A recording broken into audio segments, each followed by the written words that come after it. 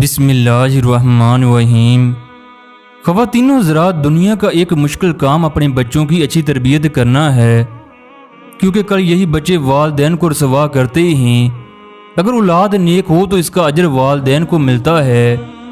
خانہ کعبہ میں ایک عورت اپنے بچوں کے ساتھ لپٹ کر یہ دعا مانگ رہی تھی، یا اللہ میرے بچے بھی اس عورت کے بچوں کی طرح ہو جائیں جو ہر لمحہ تیری اطاعت اور فرما برداری کرتی تھی۔ ایک دوسری عورت نے اس سے جا کر پوچھا، بہن وہ عورت کون تھی؟ وہ عورت بتانے لگی، میں اور میرا خاوند لبرل خیالات کے مالک تھے۔ ہمارے بچے بیکن ہاؤس میں پڑھ کر بھی ایک اچھی تربیت سے محروم تھے۔ ایک دن میرے خاوند نے گھر کا اوپر والا پورشن کرائے پر دینے کا فیصلہ کیا۔ ایک مولوی صاحب ہمارے گھر آئے، انہوں نے دروازہ کھٹکھٹایا، میرے خاوند نے دروازہ کھولا۔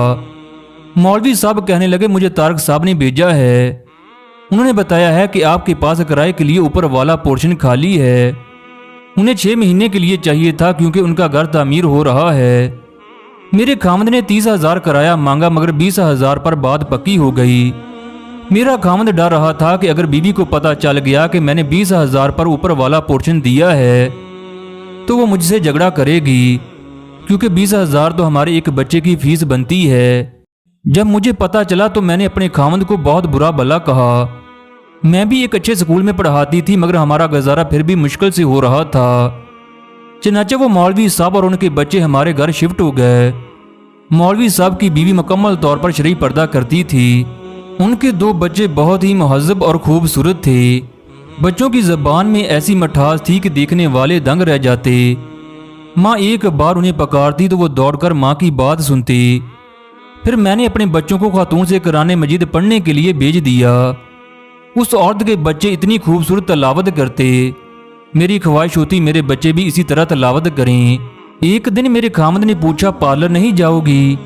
کیونکہ اس سے پہلے میں مہینے میں 3 مرتبہ پارلر جاتی تھی۔ میں نے اس سے کہہ دیا، پارلر فضول خرچی ہے، جتنی خوبصورتی 5 وقت نماز ادا کرنے سے آتی ہے اتنی کسی چیز سے نہیں آتی۔ ایک دن میرا خاوند کیبل پر ڈرامہ دیکھ رہا تھا، میرے چھوٹے بیٹے نے بغیر پوچھے ٹی وی بند کر دیا۔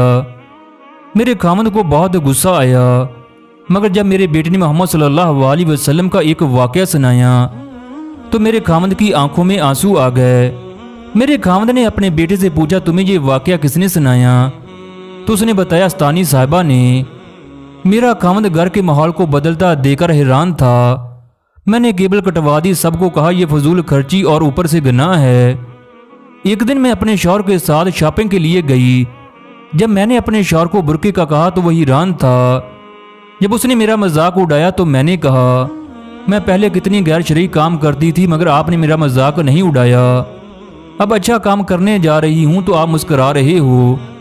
کچھ دن کے بعد میں نے اپنے شوہر کو کچھ پیسے دیے کہ فریج کی باقی قیمت ادا کر دیں۔